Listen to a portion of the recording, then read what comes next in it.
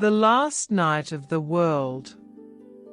What would you do if you knew this was the last night of the world?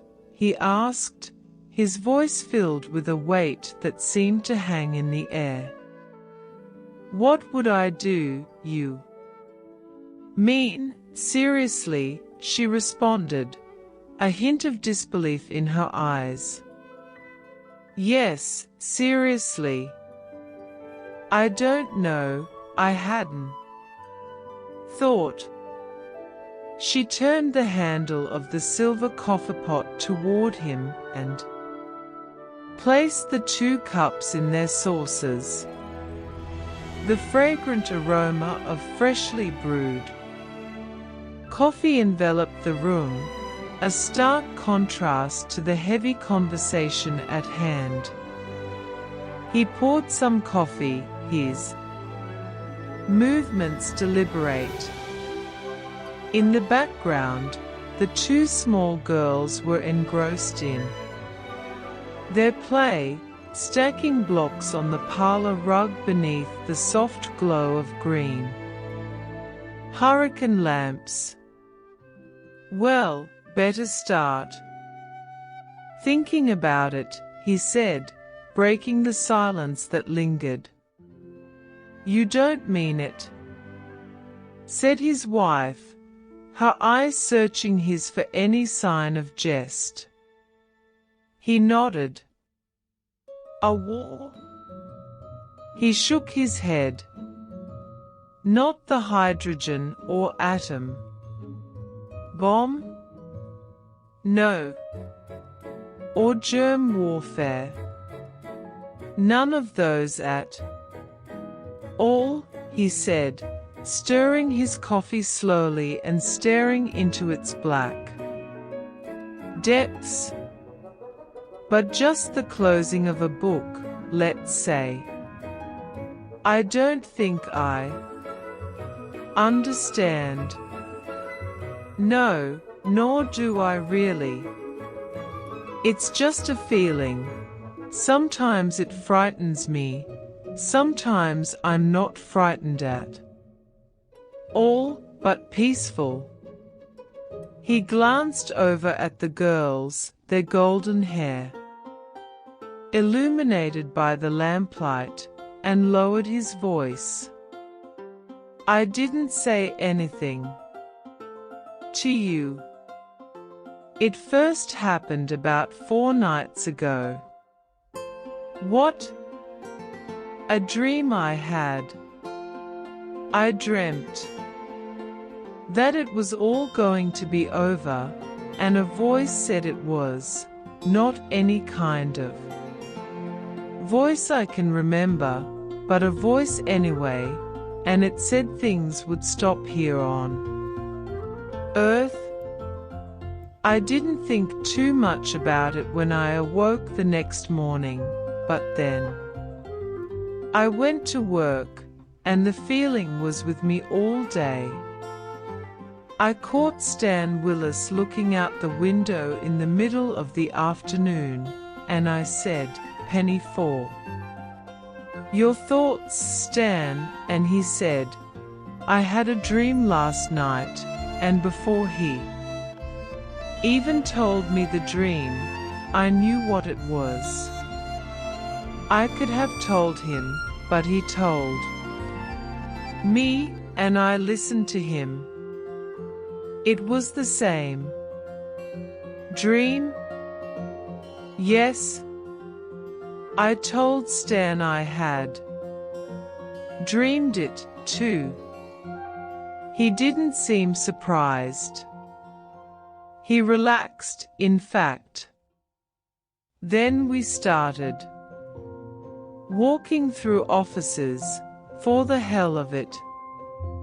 It wasn't planned. We didn't say, let's walk around. We just walked on our own, and everywhere we saw people looking at their desks, or their hands, or out the windows, and not seeing what was in front of their eyes. I talked to a few of them, so did Stan. And all of them had dreamed. All of them. The same dream, with no difference. Do you believe in the dream? Yes. I've never been more certain. And when will it stop? The world, I mean. Sometime during the night for us, and then, as the night goes on around the world, those advancing portions will go, too. It'll take 24 hours for it all to go.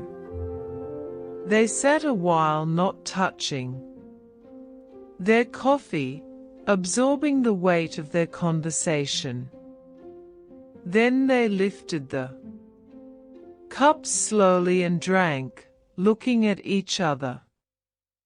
Do we deserve this? She said, breaking the silence. It's not a matter of deserving, it's just that things didn't work out. I notice you didn't even argue about this. Why not? I guess I have a reason, she said. The same reason everyone at the office had. She nodded. I didn't want to say anything. It happened last night. And the women on the block are talking about it, just among themselves. She picked up the evening paper and held it toward him.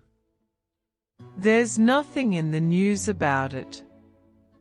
No, everyone knows, so what's the need?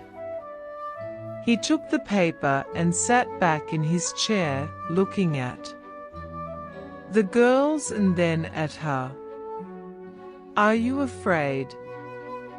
No, not even for the children. I always thought I would be frightened to death, but I'm not. Where's that spirit of self-preservation the scientists talk about so much? I don't know. You don't get too excited when you feel things are logical. This is logical. Nothing else. But this could have happened from the way we've lived. We haven't been too bad, have we? No, nor enormously good. I suppose that's the trouble. We haven't been very much of anything except us. While a big part of the world was busy being lots of quite awful things. The girls were laughing in the parlor as they waved their hands and tumbled down their house of blocks. I always imagined people would be screaming in the streets at a time like this. I guess not. You don't scream about the real thing. Do you know, I won't miss anything but you and the girls. I never liked cities or autos or factories, or my work or anything except you three. I won't miss a thing except my family. And perhaps the change in the weather and a glass of cool water when the weather's hot, or the luxury of sleeping. Just little things, really. How can we sit here and talk this way? Because there's nothing else to do? That's it, of course. For if there were, we'd be doing it. I suppose this is the first time in the history of the world that everyone has really known just what they were going to be doing during the last night. I wonder what everyone else will do now, this evening, for the next few hours. Go to a show, listen to the radio, watch the TV, play cards, put the children to bed, get to bed themselves, like always. In a way, that's something to be proud of, like always. We're not all bad.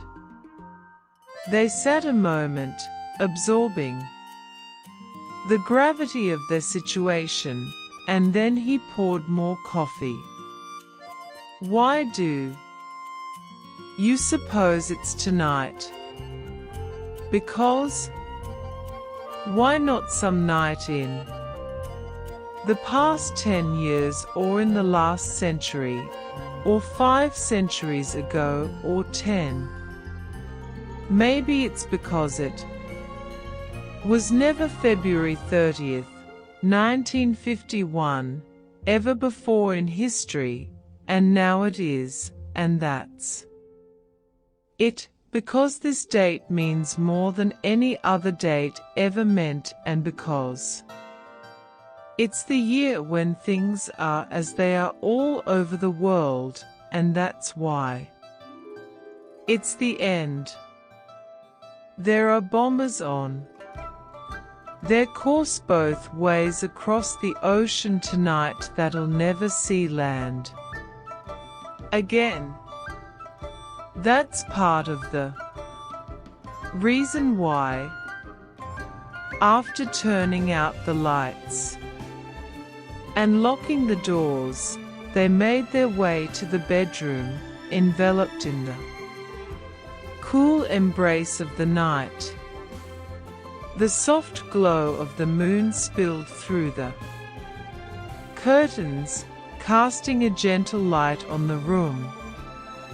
As they stood in the quiet darkness, they began the familiar routine of undressing, shedding the layers of the day. She took the spread from the bed, a ritual she performed with practiced precision, folding it carefully over a nearby chair. The sheets are so cool and clean and nice, she remarked, her voice carrying a mixture of nostalgia and appreciation for the simple comforts. I'm tired, he confessed, the weariness evident in his words. We're both tired, she acknowledged, a shared exhaustion that seemed to echo the weight of the impending finality they faced. Together, they slipped under the covers and lay back, the comfort of their bed a temporary sanctuary from the uncertainty outside. Wait a moment, she said suddenly, interrupting the quietude of the room. He heard her movements as she left the bedroom and ventured into the back of the house. The soft shuffling of a swinging door reached his ears, creating an atmosphere of anticipation. A moment later, she returned. I left the water running in the kitchen, she confessed, her tone carrying a touch of amusement. I turned the faucet off. Something about this Revelation struck them as absurdly funny, and he couldn't contain his laughter. It bubbled up from within, a release of tension in the face of the surreal situation they found themselves in. She joined in his laughter, recognizing the irony of worrying about a running faucet when the world itself was on the brink of closure. The laughter, a cathartic moment in the face of impending doom, echoed through the silent house. Eventually, the laughter subsided, leaving them lying in their cool night bed, hands clasped, heads together. "Good night," he said, breaking the quiet. "Good night," she replied, her voice soft and affectionate, adding a tender dear that lingered in the darkness. The weight of unspoken emotions hung in the air as they lay side by side, finding solace in each other's presence on this final night.